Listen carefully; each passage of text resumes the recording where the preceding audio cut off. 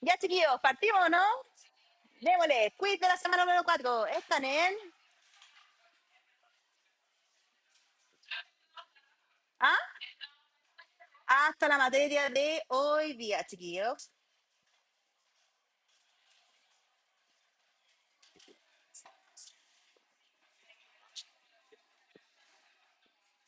Ya. ¿Estamos todos en conexión? ¿Sí? ¿No? ¿Sí? ¿No? ¿Sí? Ya, hoy día la vamos a hacer cortita, chiquillos, porque. Perdón. Sí, estoy grabando con mi súper nuevo método de grabación OBS. Oh, qué live. Sí, me gusta. Va a quedar más mono, ¿no? Ya, ahora sí, chiquillos. Ahora sí. Lo malo de esta clase, chiquillo, es que yo voy a dar por sentado que ustedes saben anatomía. Por lo tanto, la prueba va a ir con correlación anatómica. Anatómica vascular y anatómica morfológica, porque tengo que preguntar los territorios vasculares, chiquillos, para que le echen una miradita a la anatomía del sistema nervioso central. Les puse preguntas como preguntas tipo, ¿qué podría hacer para la solemne? ¿Ya?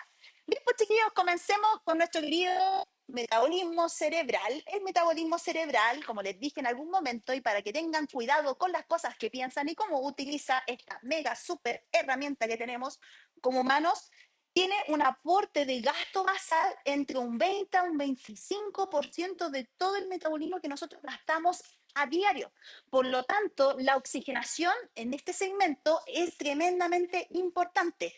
Para ello, nosotros tenemos un algoritmo de trabajo que en caso de inconvenientes asociados al metabolismo celular cerebral, sea por infarto, sea por una hemorragia, sea por un tumor, por una malformación, nosotros sepamos qué hacer y cómo revisar las imágenes para poder dar una atención oportuna. Recuerden, chiquillos, que el Código Sanitario desde el año 2019, si no fue 2018-2019, dice que los tecnólogos médicos de imagenología pueden informar diagnósticos críticos a los médicos tratantes o a los pacientes, ¿ya?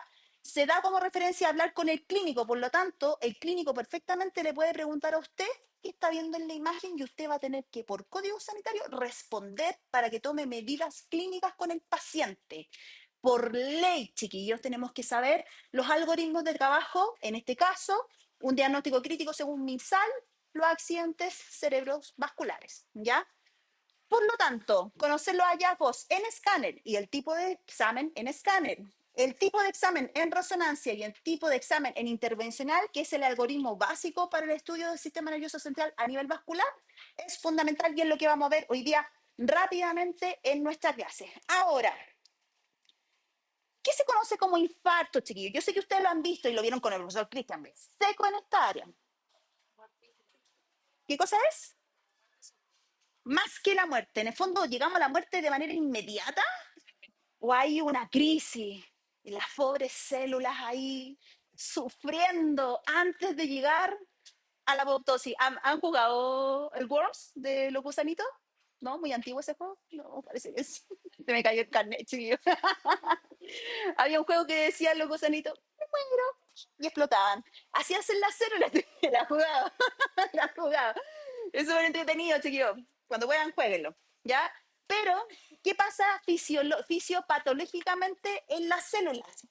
Las células están ahí todas viviendo, hola, aquí, yo, neurona, por la vida, bla, bla, bla, y de repente se corta la circulación. Trombo o hemorragia. ¿Qué hace la célula? Control. ¿Qué tipo de respiración tiene la célula habitualmente? Aeróbica, ¿cierto? ¿Y qué pasa si yo le corto el suministro? Pasa a un estado anaeróbico. ¿Ok? ¿Y cómo genera el ATP la célula? A través de la mitocondria, por medio del proceso oxidativo, ¿cierto? A través de nuestras queridas cadenas de carbono, ¿cierto? Asociados a los elementos de glucosa. Pero se cortó la oxigenación, po. Se cortó la sangre, Se cortó todo. ¿Qué hacen en la célula? Antes de morirse. Es luchadora. No me vengan a mirar feo la célula, se lo digo al tiro. Eh, Primero empieza a llenarse de agua, ¿cierto? Abre los canales de agua purina, muy bien, y empieza a decirle al agua, oye, loco, vente para acá, porque aquí tenemos que empezar a oxidar de manera de emergencia, ¿cierto? Y la célula posteriormente empieza a hincharse, como estoy yo hoy día, ¿cierto? Hinchada, ¿cierto? Y ¿qué pasa cuando se empieza a hinchar? ¿Qué pasa con el intersticio? Empieza a disminuir porque las células se empiezan a expandir, ¿cierto? Ok. ¿En cuánto tiempo pasa todo esto? Entre 4 a 6 horas. ¿Y qué pasa después de las 6 horas? ¿Qué le pasa a la pobre célula? Me muero. Y muere en apoptosis y se destruye todo el citoplasma y se desarman todos los organelos. ¿Y qué pasa con los organelos? ¿Con el agua? ¿Se contamina el agua o no se contamina el agua? Se contamina el agua, se ensucia de todos los radicales que produce el citoplasma por eso, ya que me entienden muy bien, ¿cierto? Por lo tanto, este evento lo podemos ver en territorios vasculares que son de mucha importancia a nivel cerebral. Yo creo que este mono lo conoce medio Chile, ¿cierto? Y es el mono que voy a preguntar en la prueba. No todo el mono, solamente los que me importan, ¿cierto? Por lo tanto, hoy día vamos a ver muy rápidamente, anatómicamente, los compromisos vasculares asociados a estos segmentos, pero lo importante, chiquillos, es que cuando pasan estos eventos, no pasan a nivel cerebral completo, sino que pasan por ciertos segmentos. Por lo tanto, podría existir una correlación clínica entre lo que percibe el paciente o lo que va sintiendo clínicamente el paciente con el hallazgo imaginológico que nos podíamos encontrar de un posible infarto. Sí, hay ciertos signos que tenemos que tomar atención, que son cruciales, que va a depender del tipo de segmento territorio que se está afectando producto de este evento, sea isquémico o hemorrágico. Claramente el hemorrágico tiene mayores compromisos morfológicos que el infarto, porque ¿qué pasa cuando empiezo a generar una hemorragia? ¿Qué pasa con las estructuras adyacentes? Se empiezan a comprimir, ¿cierto? Y pueden haber desplazamientos e inclusive de la línea media, ¿cierto? Ahora, uno de los criterios que nosotros vamos a ocupar y lejos, lejos, lejos, es antes de llegar a la resonancia, ¿qué método diagnóstico yo debería utilizar con el paciente frente a un evento de esta categoría? El, la tomografía computada, ¿cierto? ¿Con contraste o sin contraste? Sin contraste, ¿cierto? Ahora, si yo estoy viendo un escáner sin contraste, ¿cómo yo sé que tiene un infarto?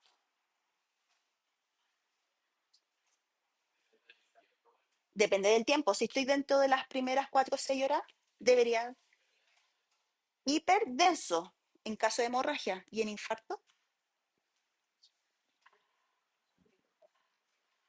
Si la célula está hinchada y está en conflicto, pero todavía no ha muerto, ¿yo lo puedo ver en escáner? No.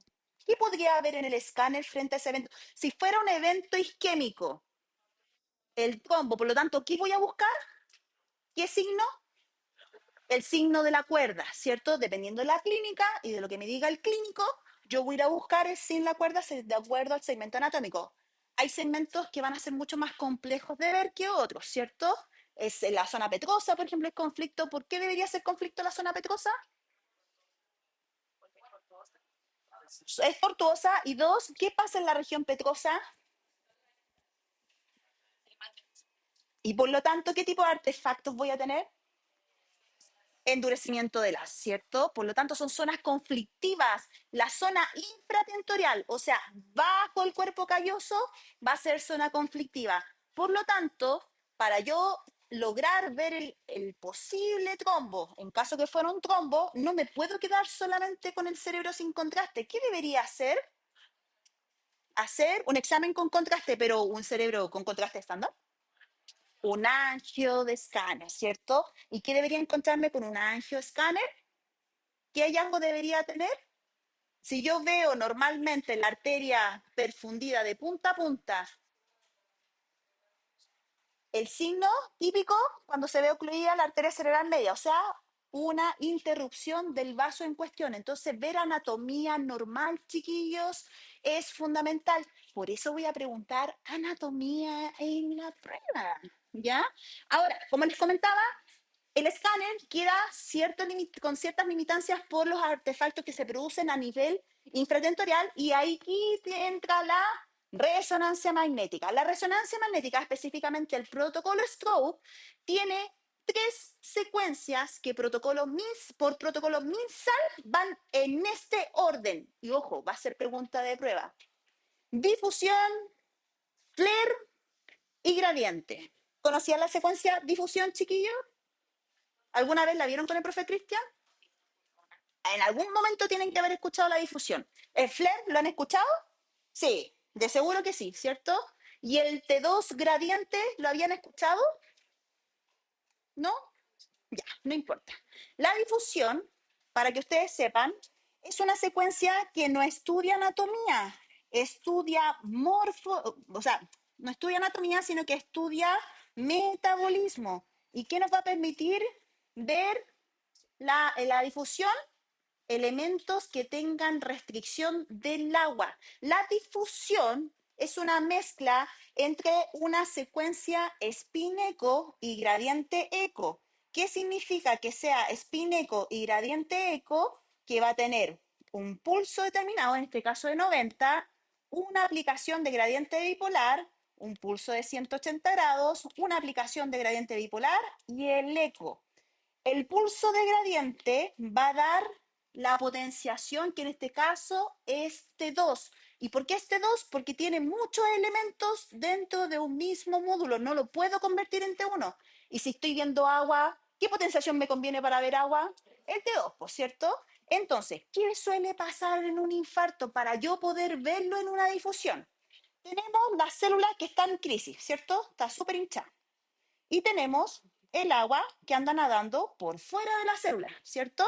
Entonces, esta agua que está dentro de la célula, una vez que ingresa, ¿tiene movimiento libre o tiene movimiento restringido?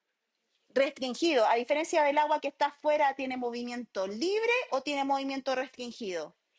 Libre, ¿cierto? Entonces, si yo ataco a esa célula con pulso 90, gradiente bipolar, pulso 180, gradiente bipolar, va a sentir muchos pulsos o pocos pulsos, muchos pulsos. Y esta agüita que se está moviendo, siente el pulso 90 y ya se fue.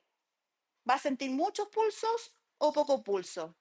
Poco pulso. Entonces, en difusión, yo veo el agua que habitualmente está entrampada dentro de la célula. ¿Ya?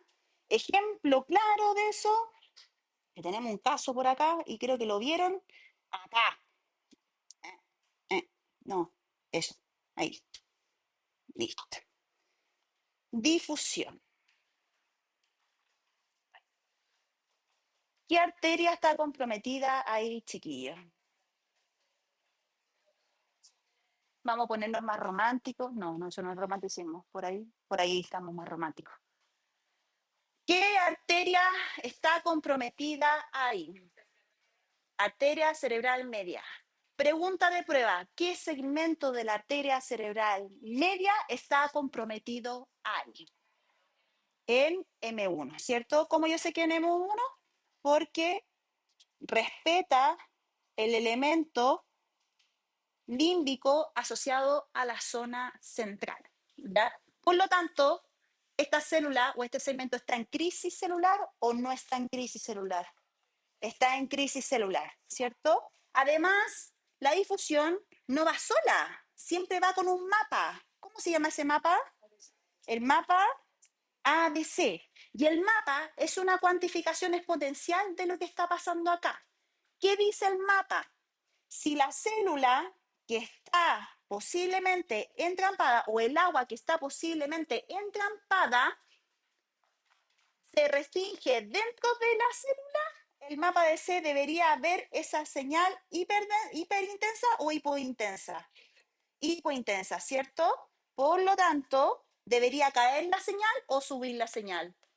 Caer la señal, ¿cierto? Si esa agua está estancada como un quiste, por ejemplo, pero tiene movimiento cinético, ¿cómo debería ver el mapa de C? ¿Hiperintenso o hipointenso? Hiper, porque si bien es cierto, está entrampada, sigue teniendo movimiento cinético. Entonces, en este caso, nosotros tenemos la difusión positiva, sabemos que algo se restringe, pero ¿qué nos dice el mapa? ¿Cae o no cae la señal? Cae. Por lo tanto, esa restricción está dentro de la célula o fuera de la célula. Dentro de la célula. ¿Ya? ¿Hasta ahí todo claro? Bien. Ahora, tenemos nuestra segunda secuencia que es el flare. ¿En qué potenciaba el flare? De hecho, lo vimos en un ejercicio la semana pasada en el taller. Potencia en T2. Pero el flare tiene algo particular. Satura algo. ¿Qué es lo que satura? Los líquidos. Todos los líquidos. Los líquidos cefalorraquídeo. ¿Y qué tipo de líquido es el cefalorraquídeo? Limpio, estéril, ¿cierto? Por lo tanto, yo podría ver agua patológica dentro del flare, sí, y es lo que habitualmente vemos en las enfermedades demielinizantes o en el edema citotóxico. Por lo tanto, el flare, el protocolo STRONG, me va a indicar el tiempo del infarto. Si ese infarto tiene menos de 6 horas, ¿voy a ver señal en el flare o no voy a ver señal en el flare? No voy a ver señal en el flare. ¿Por qué? Porque la célula todavía no hace apoptosis, ¿cierto? Pero si tuviera señal el flare, ¿cómo debería verlo? ¿Hiperintenso o hipointenso? Hiperintenso porque ya la célula se ha descompuesto, ¿cierto? Ha hecho y se destruye, ¿cierto? Por lo tanto, lo que estamos viendo acá es un infarto dentro de ventana o fuera de ventana. Dentro de ventana. Ahora, ¿el escáner podía dar información menor a 6 horas? No, ¿cierto? Por lo tanto, el escáner se parece mucho a lo que nos dice el FLAIR, porque en el escáner, cuando yo tengo un exceso de agua en una zona, ¿cómo se ve la unidad de Hansfield en escáner? ¿Hipodensa o hiperintensa respecto al parénquima? El agua,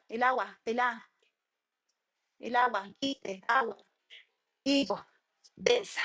Ah, casi. Lo voy a confundir en la prueba, chicos, lo voy a confundir. ¿Ya? Ahora, ya sabemos con la difusión el metabolismo, si se encierra o no. Ya sabemos con el FER si está en ventana o no está en ventana. El T2 gradiente nos va a indicar si eso tiene componente hemorrágico o no tiene componente hemorrágico. ¿Y por qué yo en el gradiente debería haber componente hemorrágico, chiquillos? ¿Qué es el T2 gradiente? ¿Qué es el T2 gradiente, chiquillo? A ver, tengo otro caso bueno por aquí. Ah, aquí tengo un caso bueno. Les presento un T2 gradiente. Les voy a mostrar un T2 turbo para que vayan. Y ojo, la próxima semana tenemos otra clase. Esto es un T2 turbo. Bonito, se ve bonito, el líquido cefalorraquídeo, las circunvoluciones se ven bonitas. No la cacha el espacio. A ver, vamos a hacer la comparación. Y T2 gradiente. ¿Se ve bonito? ¿Se ve feo? Se ve feo. ¿Y qué pasó acá? Que no se ve acá. El T2 gradiente es el decaimiento de la señal de eco y a diferencia de la spin eco que entrega energía, el T2 gradiente no entrega energía, no satura la materia. Por lo tanto, se ve influenciadas por inhomogeneidades bioquímicas.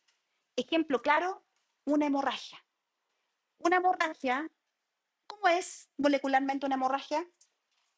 Tenemos la hemoglobina, ¿cierto? Y los componentes proteicos. Ese estado es el estado agudo. Pero ¿qué pasa cuando pasan 2 horas? ¿Qué empieza a pasar con las proteínas? Se empiezan a desafiliar. Por lo tanto, quedan los electrones desapareados. Por lo tanto, la hemoglobina en su estado agudo, ¿qué susceptibilidad magnética tiene? Si no tiene ningún electrón desapareado, ¿qué susceptibilidad magnética tiene? vía magnética, pero a las 2 horas se convierte en un estado subagudo. Eso significa que se desprendió un componente proteico, tiene un electrón desapareado. Por lo tanto, ¿qué susceptibilidad magnética tiene? Paramagnética. ¿La puedo ver por resonancia? Claro que sí. Ejemplo claro, nuestro querido paciente que tiene microinfartos lenticulares. Eso que estoy viendo oscuro son pequeños infartos. ¿Le ha pasado que de repente como que está normalito y dolor de cabeza, un dolor pulsante que le dura un día y al otro día como que va pasando hasta que se le pasa? Ya. Eso es por subidas de presión porque las arterias lentículo estriadas se empiezan a reventar, pues chiquillos.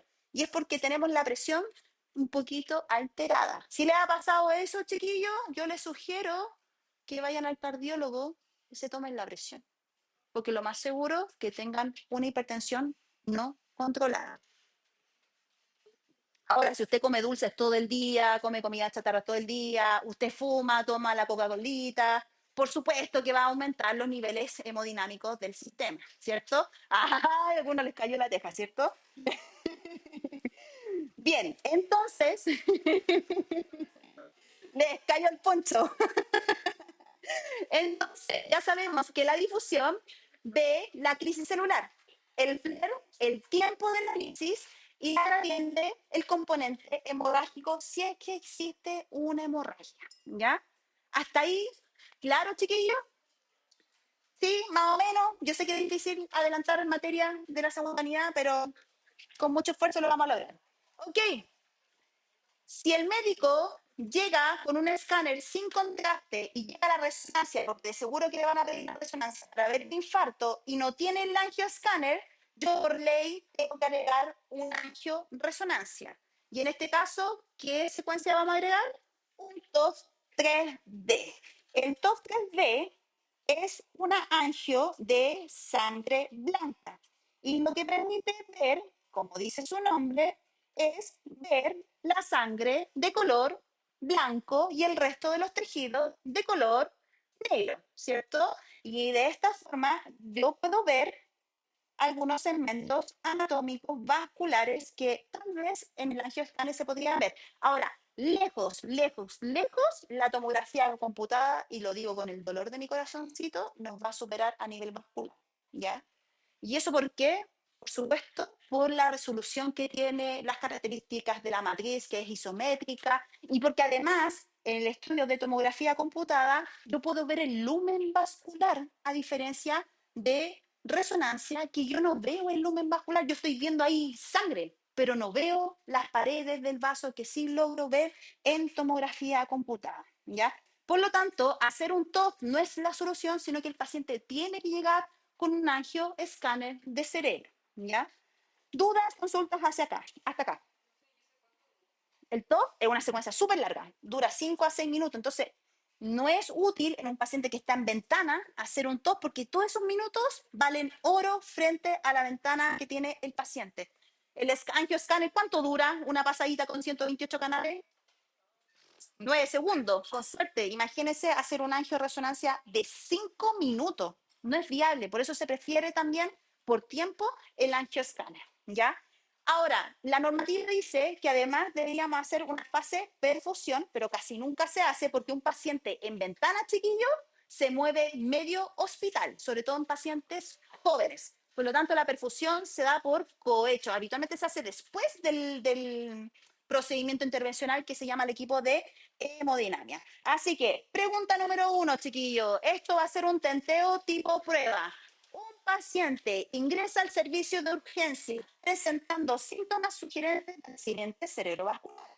Se activa el protocolo stroke y se realiza un TAC de perfusión.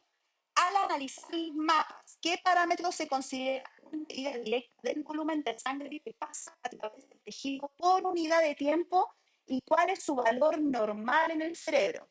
A, tiempo de tránsito medio, entre 40 y 60 ml. B, perfusión sanguínea de 40 a 60 ml.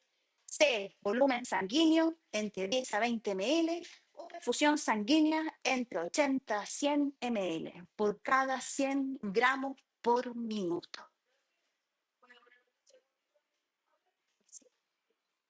Ay, qué cuerpo. ¿Listo, chiquilla? Listo. Está picantona, chiquillo. Está picantona. ¿La respondimos? ¿Sí? ¿No? ¿Sí? Yo sé que el profesor que dieron perfusión. En anatomía, al menos. A lo muy lejano.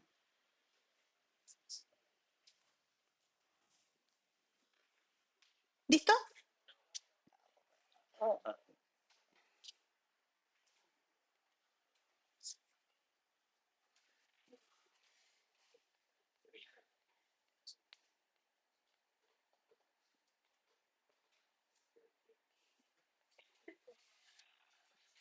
¿Estamos listos, chiquillos?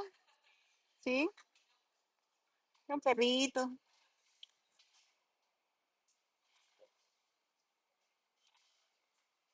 No. Yes. Bien, entonces, la matriz de caracterización sería la difusión que detecta el movimiento del agua. Por lo tanto, si hay un hallazgo, ¿cómo debería verse? Hiper intenso. En el mapa de C, si ese hallazgo es de restricción intracelular, ¿cómo debería verlo en el mapa de C? Hipo intenso. Y en el FLAIR, si estamos dentro de ventana, ¿cómo debería verlo? ¿Debería haber algo en el infler? No, pues, si estamos en ventana, ¿tengo hallazgo o no tengo hallazgo? No tengo hallazgo. Pregunta a prueba, chiquillo. Y si tengo hallazgo, ¿está dentro o fuera de ventana? Si tengo hallazgos positivos en el flare, ¿estamos dentro o fuera? Fuera de ventana, ¿cierto? Con seguridad, chiquillo. Bien, entonces, para poder ocupar este algoritmo básico, ¿cierto? Tenemos que primeramente conocer nuestra irrigación vascular cerebral. Y esta, a nivel cerebral, se divide en dos: el sistema vascular cerebral anterior y el sistema vascular cerebral posterior. ¿Quién está a cargo del sistema vascular anterior? ¿Qué arterias? Las carótidas interna, ¿cierto? Que a través de la circunvolución del sifón, ¿cierto? Llega a nuestro querido polígono de Willis. Y el sistema posterior está irrigado por quién? Por el complejo vértebro basilar. Y esa también se comunican en conjunto con la arteria cerebral posterior. ¿Qué es lo que irriga el sistema anterior? Todos los aspectos supratentoriales y que rigen los componentes motores: frontal, parietal, temporal. El occipital está parte del segmento posterior, ¿cierto? Y en aspectos límbicos también está asociado no solamente a los segmentos motores, sino que además a los segmentos límbicos, como las funciones del área límbica del sistema lentículo estrial. El sistema posterior está asociado al sistema vertebral basilar en conjunto con el sistema arteriocerebral posterior, y que va a alimentar todo el romboencéfalo, parte de los elementos temporales inferiores de occipital. Funciones clínicas de compromiso: funciones autónomas, o sea, el paciente podría tener arritmia, dificultad respiratoria o estar en coma, ¿cierto? Y además compromisos territoriales del sistema reticular, asociado al sistema cerebeloso, además, que está asociado al compromiso motor fino y además al compromiso espacial. O sea, podemos tener pacientes con vértigo, ¿cierto? Nistagma y otros elementos clínicos que pudiesen dar incidencia. Eso ustedes me entienden. Ya, no me queda mucho cerebro. Entonces, ya vimos que tenemos ciertos elementos que nos van a permitir estudiar estos segmentos. Uno de los más importantes es el angioescáner de cerebro, pero si no tenemos un angioescáner de cerebro, podemos optar a la angioresonancia. También tenemos que estudiar otros componentes vasculares como el sistema cervical vascular, que nos va a permitir diferenciar entre el componente profundo, o sea, las carótidas comunes, versus la carótida externas, ¿cierto? Y que esas van a alimentar todo el sistema glandular y facial. Además, no solamente vamos a tener compromisos vasculares directos, o sea, ver anatómicamente este segmento vascular como lo están viendo en pantalla, sino que también podemos ver componentes vasculares en tiempo real. Esta es una secuencia phase contrast en tiempo de vuelo. Eso quiere decir que a medida que va llegando el medio de contraste, yo voy viendo capa por capa cómo se va irrigando nuestro cerebro Y también obviamente vamos a tener la tomografía computada que nos va a permitir ver con una alta caracterización espacial y con una alta caracterización de contraste nuestra caracterización vascular central y periférica, ¿ya? Además, no solamente tenemos rezo, tenemos escáner, sino que además tenemos radiología intervencional, que está sí o sí lejos, es el método diagnóstico anatómico y de tratamiento. Recuerden que este tipo de procedimiento no es solamente para estudio morfológico vascular, sino que también podemos hacer literalmente destape de las arterias. De hecho, típico de los pacientes coronarios que por medio de estos métodos podemos destapar las arterias, poner el stent, ¿cierto? Y caracterizar el antes y el después a nivel vascular del paciente, ¿ya? Entonces, pregunta número 2. Durante la evaluación de una angiografía cerebral por resonancia magnética, usted identifica la arteria cerebral media. Si observa una oclusión a nivel del segmento que discurre sobre la ínsula, ¿a qué segmento anatómico específico de la arteria cerebral media corresponde esta lesión? ¿AM1, AM3, AM4 o AM2? Este tipo de preguntas van a ver la próxima semana.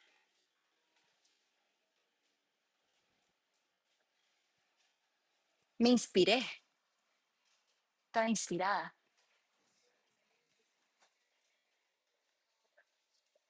¿Estamos listos, chiquillos?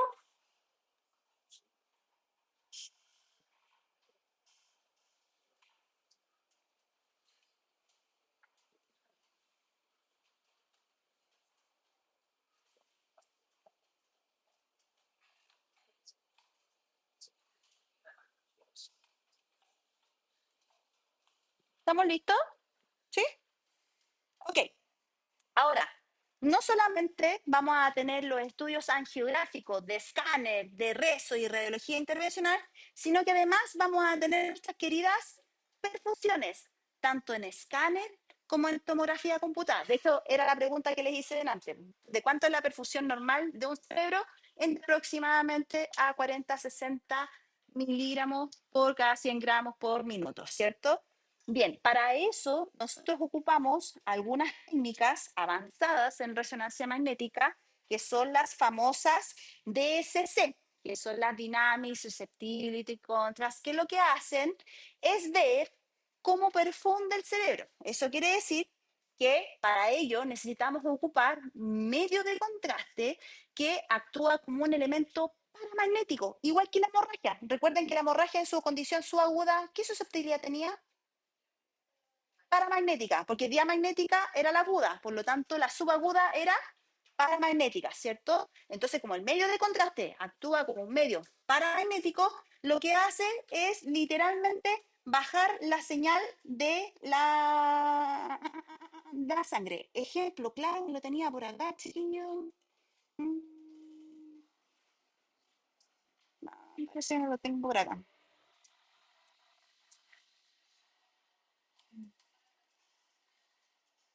No, aquí tenemos un tumorcito. No, no lo encontré por ahí.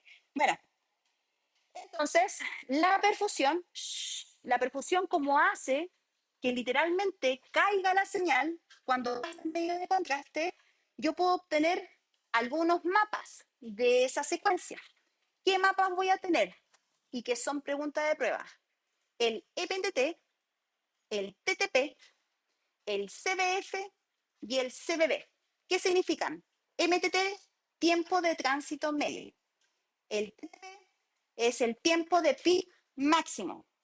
El CBF es el flujo cerebral con F y el B es el bulbón cerebral. Simple. ¿Cuál era el MMTT? Tiempo de tránsito medio. El TTP, el tiempo de pic máximo. El CBF es el flujo cerebral y el CBB, volumen cerebral. ¿Tenía la pregunta? Cuando la sangre se encuentra en un estado agudo, la susceptibilidad magnética es diamagnética porque no tiene ningún electrón desapareado en la molécula de hierro. Si yo desprendo una proteína de esa hemoglobina, tiene un electrón desapareado. ¿Y qué susceptibilidad va a tener?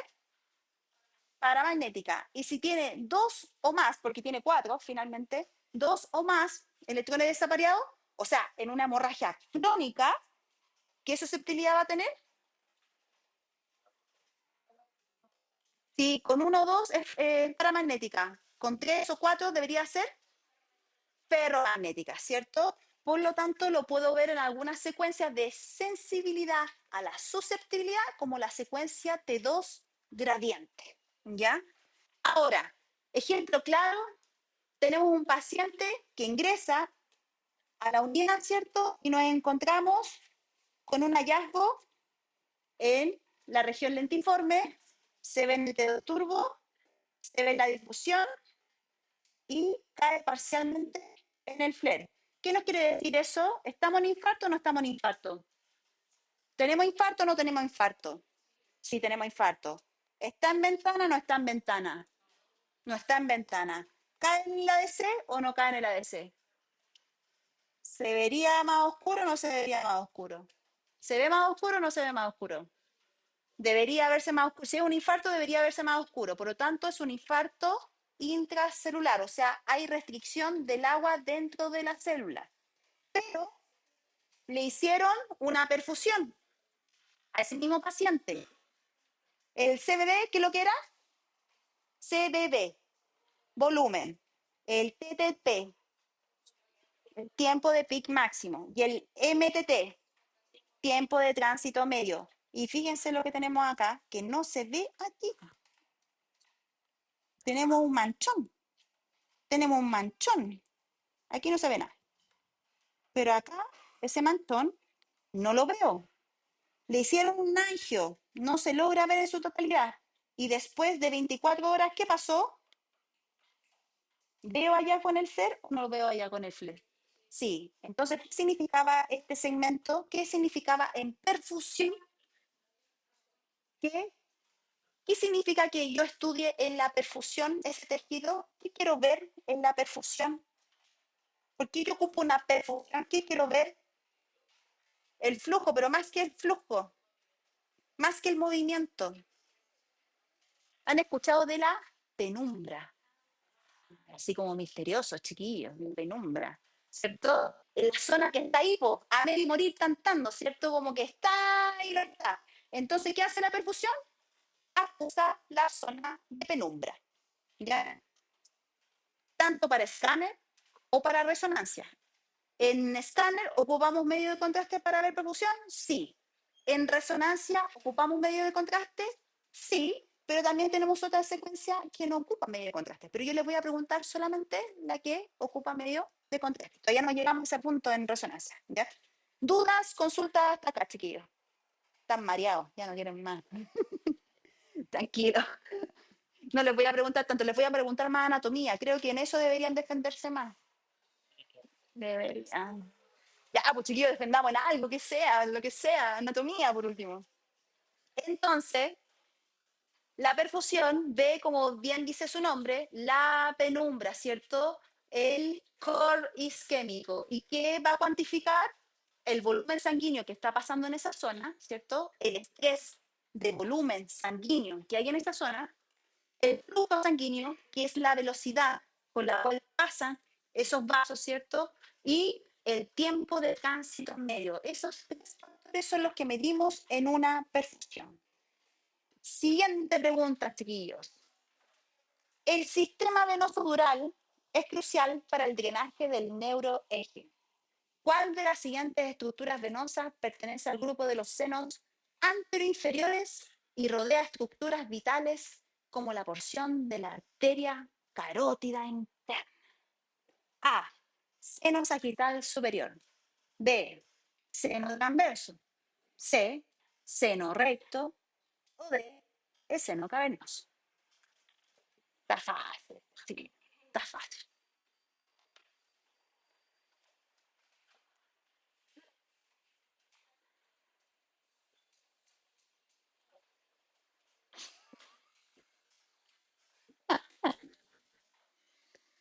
Oh, esto va a estar tan entretenido.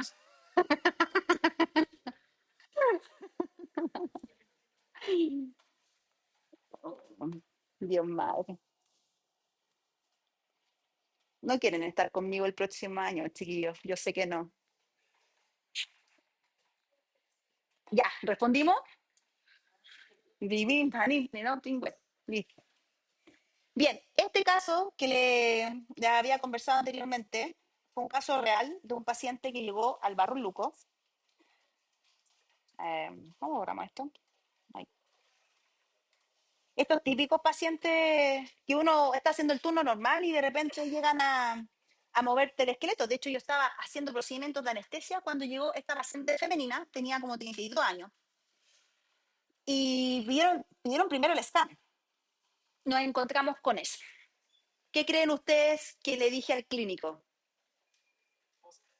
Doc, estamos en problemas, hay que llamar al equipo de hemodinamia. ¿Y por qué le dije, Doc, estamos en problemas? Porque tuve que suspender todos mis pacientes de anestesia porque todo el equipo de neuro llegó al resonador. Po. Y no uno, son como 10. Y como, oye, el paciente, ¿están seguros? Y uno mira a la paciente y estaba con compromiso. Listo, suspendemos al paciente, sacamos a la paciente, entramos a la paciente y nos encontramos con eso. ¿Está en ventana o no está en ventana? ¿Qué secuencia es esta? Esta y esta de difusión que veía, restricción de agua. El mapa de C confirma si está dentro esa restricción o fuera de la célula, ¿cierto? Y el flare, ¿qué me indicaba? Tiempo, ¿cierto? Si yo tengo hallazgo positivo en el flare, ¿está fuera o está dentro de ventana? Fuera. Y si no veo nada, se ve limpiecito, ¿está fuera o dentro? Dentro. ¿No deberíamos haber asustado con esta paciente? Sí. ¿Qué segmento estaba comprometido? M1, ¿cierto? Aquí tenemos otro corte de la misma paciente. Tenemos otras lesiones. ¿Qué secuencia es esa? ¿Y esa? ¿Qué arteria está comprometida ahí? Esta está más difícil. De la arteria cerebral media sale una chiquitita, justo ahí en la circunvolución que tiene. ¿Cómo se llama esa? La arteria coroidia. Esta estaba más difícil, la arteria coroidia. ¿Y qué me indica que la arteria coroidia está comprometida? Que probablemente el combo esté metido entre M1 y M2. Porque si hay compromisos lentiformes, como en este caso, ¿cierto? Cercanos al lentiforme o en el núcleo caudado, se está metiendo en el sistema límbico. Por lo tanto, está atacando zonas profundas del sistema de compromiso vascular central. Le hicimos, siguiente imagen. ¿Qué secuencia está? Flair. ¿Tiene hallazgo o no tiene hallazgo? Sí, está en ventana, fuera de ventana. Esa lesión fuera, o sea, tenía dos lesiones. Una que ya había reventado antes y había una segunda que es la que vimos delante. ¿Cierto? Bien. La mandaron a escáner. En verdad fue el escáner primero. Y le hicieron una perfusión de escáner. ¿Qué pasó acá? ¿Qué me está queriendo decir esa zona? No, aquí no se ve. Que hay una penumbra. Por lo tanto, ¿hay un posible compromiso de infarto? ¿Un tercer compromiso de infarto? Sí. Siguientes imágenes. Lo pasa en hemodinamia. Esto pasó dentro de la primera hora que recibimos a la paciente. Y si se ve, aquí está la guía y ¿tenemos irrigación para acá o no? ¿Se alcanza a ver irrigación para acá? No. Y si vemos el angio, TOF en este caso, miren qué pasó. Uy, se bloqueó. Uy, ahí. Oh, no está. Se escapó. ¿Qué compromiso tiene? M1 o M2. Probablemente esté entre M1 a M2, ¿cierto? Y ¡tarán! Fue uno de los 5 trombos que le sacaron a esa paciente. Uno de los 5. Bueno, contexto de esta paciente, que es una paciente que aprendí mucho, porque en una hora, créanme, que se aprende mucho. Era una paciente haitiana que había llegado hace 2 días a Chile y que al llegar a Chile se encontraron que tenía un cáncer mamario. Por lo tanto, ese trombo probablemente era un trombo oncológico o de origen oncológico. Paciente joven, por supuesto, 32, 35 años tenía. ¿Ya? Bien, dudas, consultas. Comprenderán que conocer los hallazgos en las distintas modalidades imagenológicas es crucial, porque si no los vemos, no podemos advertir al clínico y por lo tanto no podemos llamar al equipo de hemodinamia, chiquillos. Ahora, ¿podemos ocupar estas modalidades imagenológicas para buscar otro tipo de eventos? Sí. ¿Como cuáles? Como esto. ¿Qué tipo de patología es esta? ¿Cómo se llama? Este es intervencional, esto es RM, un angio, y esto es el escáner, por supuesto. Malformación arteriovenosa. Hallazgo típico, chiquillos, un nodillo, ¿cierto? Un coágulo de malformación literalmente vascular y que lejos, lejos, la modalidad diagnóstica más linda que se puede ver esta patología es en radiología intervencional, ¿ya? Ahora, ¿por qué la radiología intervencional, si bien cierto, se deja para el final, pero es la que entrega mayor información? ¿Qué desventaja tiene la radiología intervencional, chiquillos? La dosis. Están disparando en todo momento, a diferencia del escáner que podemos controlar la dosis y aquí en resonancia trabajamos con campos magnéticos, ¿cierto? Por lo tanto, la radiología intervencional es lo último, pero es más diagnóstica porque además, ¿qué tipo de artefactos tenemos en la sección infratentorial, o sea, debajo del cuerpo calloso? Endurecimiento de la, sobre todo en la zona posterior, ¿cierto? Y en resonancia, ¿qué conflicto tengo? Que en el sifón carotidio se produce una vueltita y esa vueltita habitualmente cae la señal porque está dando vueltita, pues, por lo tanto baja la señal, la cantidad de protones que puedan dar señal. Pero en angio uno mete contraste y ¡pum! Imágenes de alta resolución espacial y de alta caracterización de contraste, ¿ya? Siguiente pregunta, chiquillos. Un infarto en el territorio de la arteria cerebral posterior afectará regiones específicas del encéfalo. Según sus conocimientos de los territorios vasculares, ¿cuál de las siguientes estructuras no está irrigada por la arteria cerebelosa posterior? El lóbulo occipital, la superficie inferomedial del lóbulo temporal, el espléneo del cuerpo calloso o el núcleo lentiforme. Me encanta.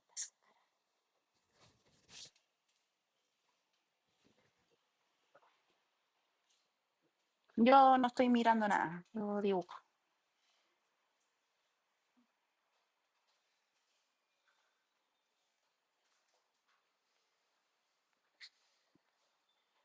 ¿Contestaron, chiquillos, o no?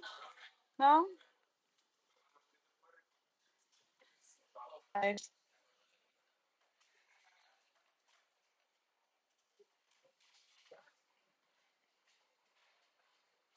¿Ya? ¿Listo? ¿Sí? ¿Estamos listos, chiquillos, o no?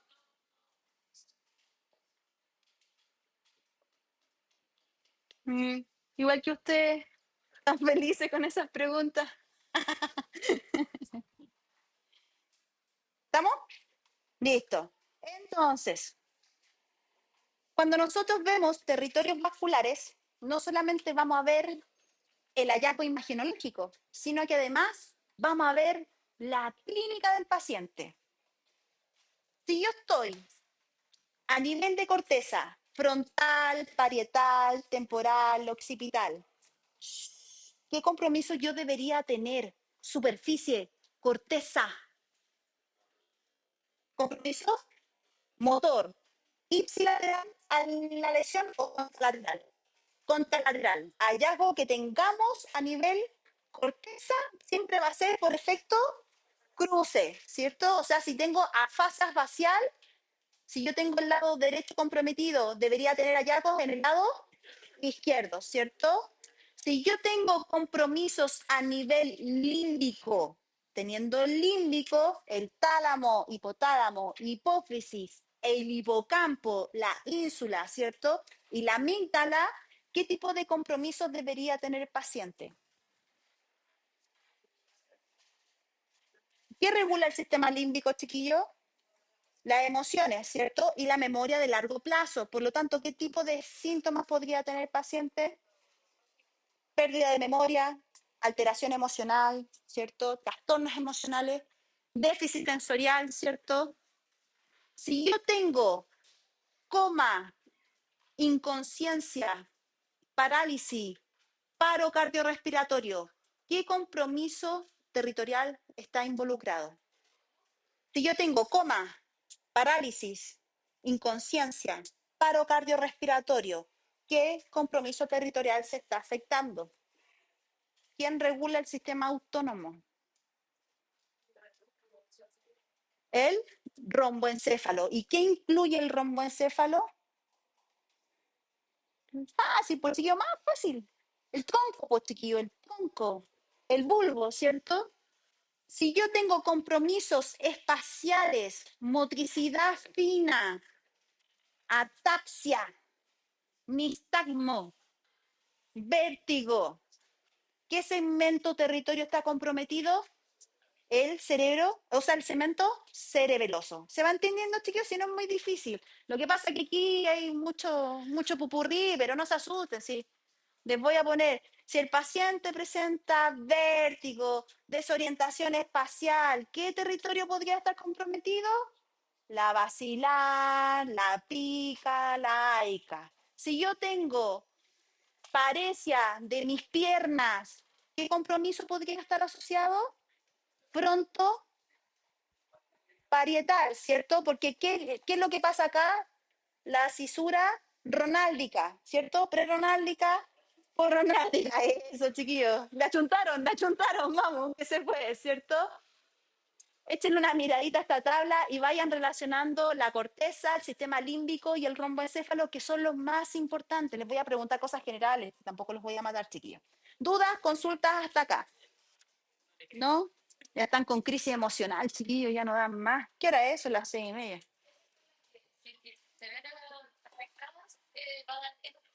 Habitualmente nos podemos encontrar con esta clínica dependiendo del segmento vascular del cual nosotros estemos evaluando, ¿ya? Bien, vamos a hablar rápidamente de los segmentos de mayor importancia a nivel cerebral. Una de las más críticas es la carótida interna, ¿cierto? La carótida interna tiene riesgos en dos puntos importantes, que el seno cavernoso, que ¿qué es lo que alimenta el seno cavernoso?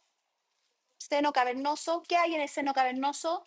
¿Qué estructura es vital para la regulación del cuerpo? La hipófisis, ¿cierto? Y en el sifón carotidio, habitualmente, justo cuando termina la carótida y empieza la arteria cerebral media, es una zona vascular de transición. Lugar idóneo, aneurisma. Es zona de aneurisma, ¿ya?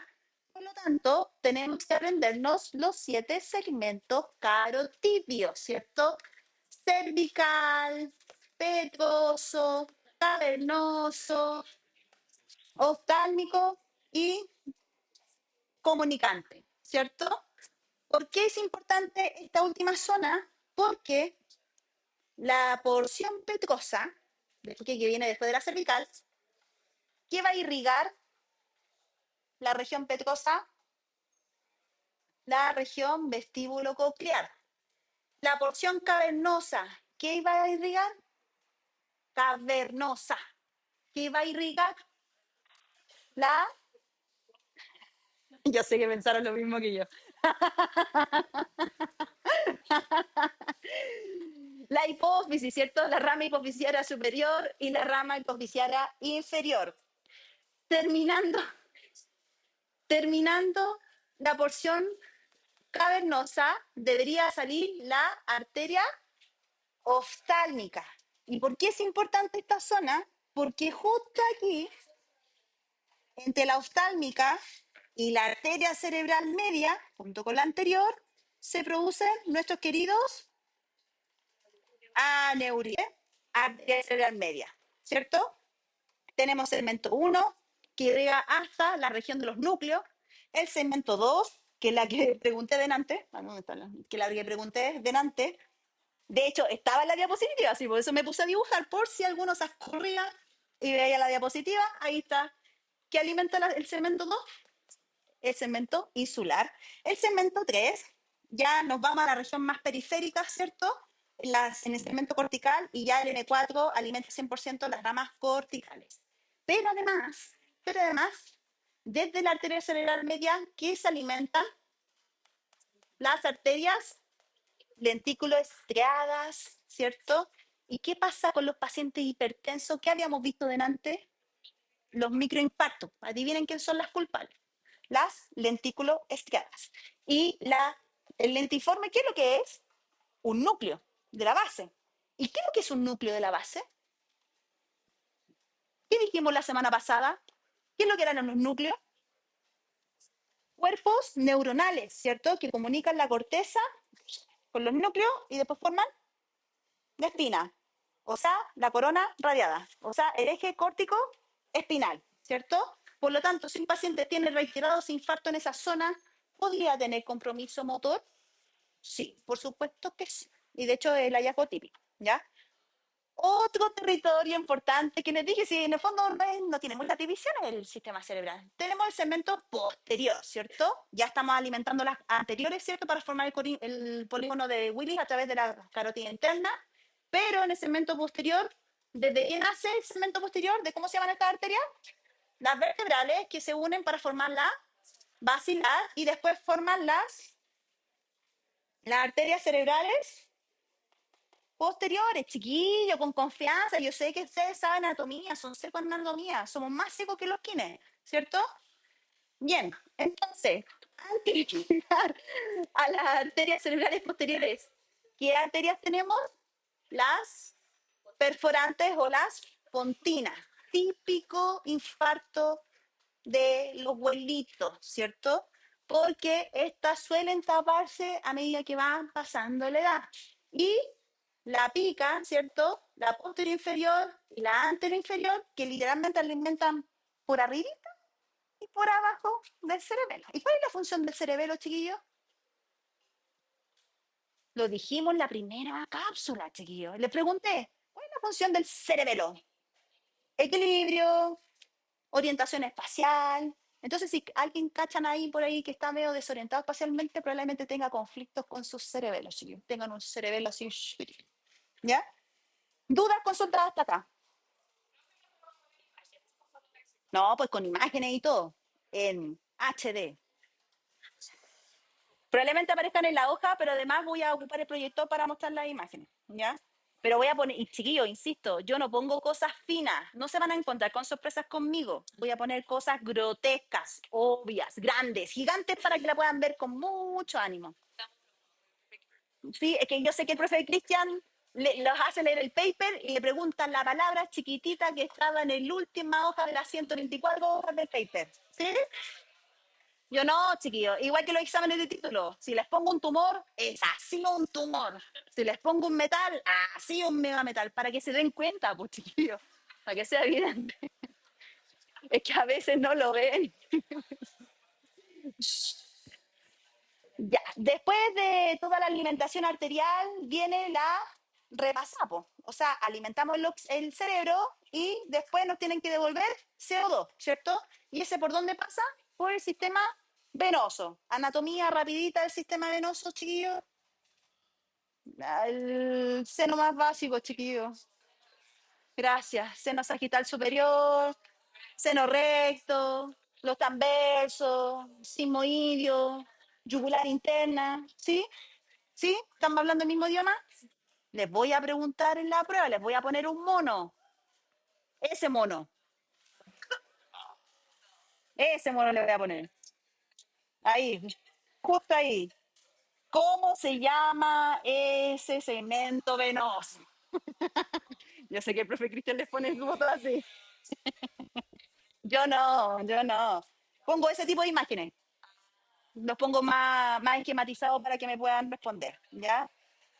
Siguiente pregunta, chiquillos. En el contexto de estudio de resonancia magnética para evaluar isquemia, la técnica de difusión es fundamental. Y ya aviso, es una de mis secuencias favoritas. Yo soy Dewey Lover, por siempre. ¿Ya? ¿Qué afirmación describe correctamente el principio físico o la utilidad de esta técnica según los protocolos ya presentados? A. Utilizar exclusivamente contraste exógeno para medir el volumen sanguíneo total. B. Su sensibilidad se manifiesta en todas las direcciones del espacio simultáneamente sin depender de las gradientes. C. La sensibilidad de la imagen es solo en la dirección en que se aplica la gradiente. O B. Permite visualizar la anatomía venosa superficial con alta resolución sin aplicar gradiente. Parece que me fui al chancho con esta. Sí.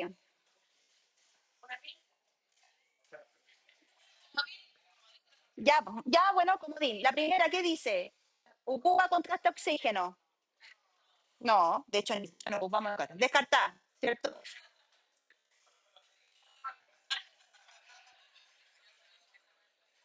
Vamos a ese mono.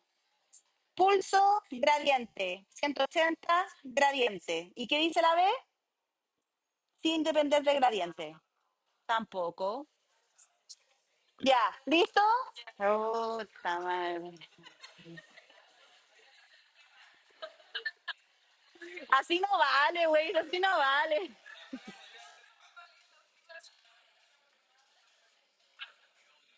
Y aquí dice, sin aplicar gradiente. ¿Corro, no? Ya. Si hay un comodín. Sí, hay un comodín. Y uno para cada uno. Lo único que les voy a decir. Ah, a todo esto, así va haciendo un spoiler. La prueba va a consistir de 40 preguntas. Todas las mochilas me las van a dejar adelante. Sin celular, sin reloj y sin audífono. El año pasado yo tenía problemas porque algunos chiquillos tenían conflictos con el ruido. Voy a traer tapones, ¿ya? Por si alguien tiene conflicto, en caso que tenga neurodivergencia, cosas varias, ¿ya? Y además, como estamos tan juntitos y apretaditos y cariñositos, y no puedo evitar eso, que somos muy, muy cariñosos entre todos, los voy a grabar. Entonces, si alguien osa de mirar para el lado, va a quedar todo registrado. Me encanta la digitalización. Pues,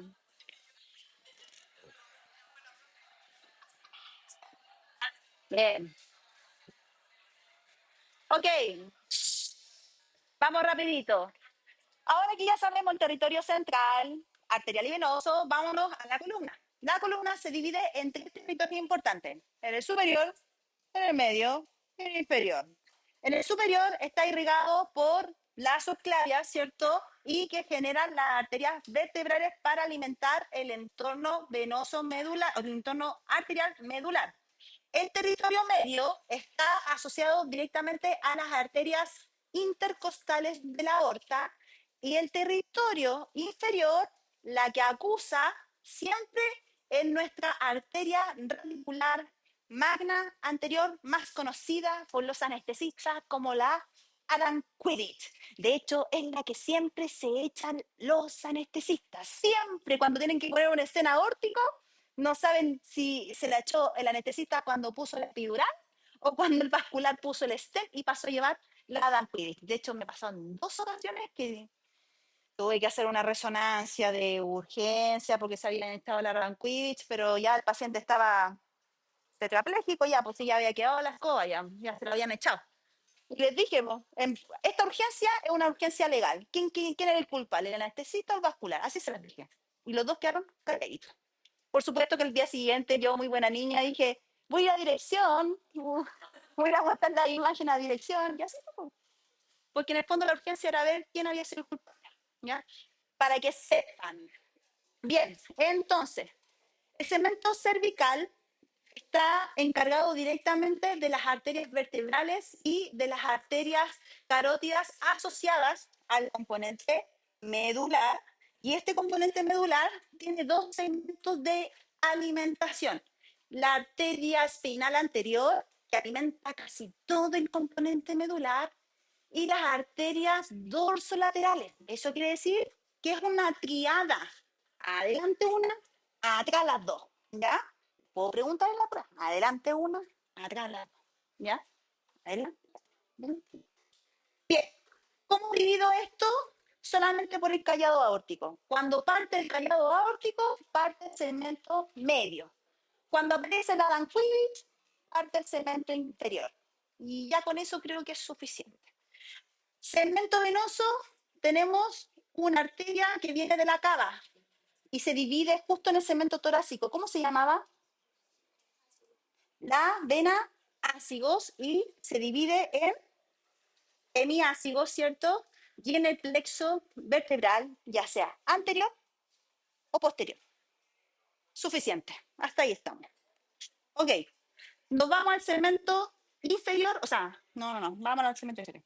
Segmento inferior, ¿cómo se llama la arteria que indica el segmento inferior? La danquilis o las arterias radiculares magnas, ¿cierto? Pregunta. Respecto a la vascularización de la médula espinal, el territorio arterial inferior, desde el T9 hasta el nivel lumbar, es crítico susceptible a isquemia. ¿Qué vaso sanguíneo principal representa el ramo radicular dominante en este territorio? ¿La arteria espinal anterior? ¿La arteria intercostal superior? ¿La arteria radicular magna anterior? ¿O las arterias espinales posteriores?